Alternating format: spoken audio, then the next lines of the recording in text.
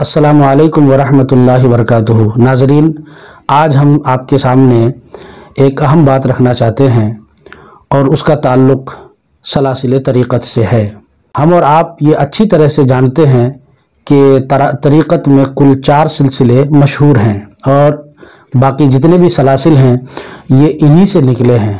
سلسلے چشتیہ، قادریہ، سہروردیہ اور نقشبندیہ، یہ وہ سلاسل ہیں جو مشہور ہیں اور یہ سب کے سب حضرت علی کرم اللہ وجہہ الکریم پر منتہی ہوتے ہیں اور ان کے واسطے سے حضور صلی اللہ تعالیٰ علیہ وسلم تک یہ سلاسل پہنچتے ہیں۔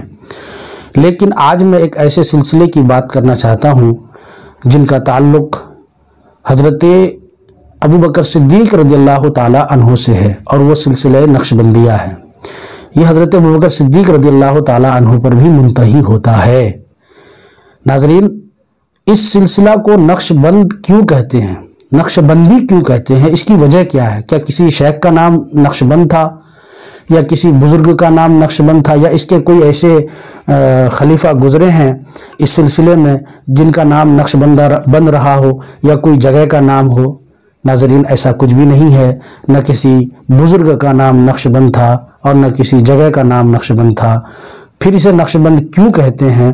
تو اس کی وجہ حضرت مخدوم پاک علیہ رحمت و رضوان نے اپنی کتاب لطائف اشرفی میں یہ بیان فرمایا ہے کہ حضرت شیخ بہاؤالدین، جن کے اس طرف یہ سلسلہ منسوب ہوتا ہے، حضرت شیخ بہاؤالدین بخاری علیہ رحمت و رضوان کی جو شکل تھی اور ان کی جو صورت تھی، اس صورت کا جو نقش قائم کیا جاتا تھا اور اس صورت کو جب اپنے دماغ میں، ان کی صورت کو جب اپنے دماغ میں لایا جاتا تھا، اس سے جو ایک کیفیت پیدا ہوتی تھی اور اس سے جو ایک شکل ابھرتی تھی، اس شکل ابھرنے اور اس نقش کو باندھنے کی وجہ سے نقش بندی کہا گیا۔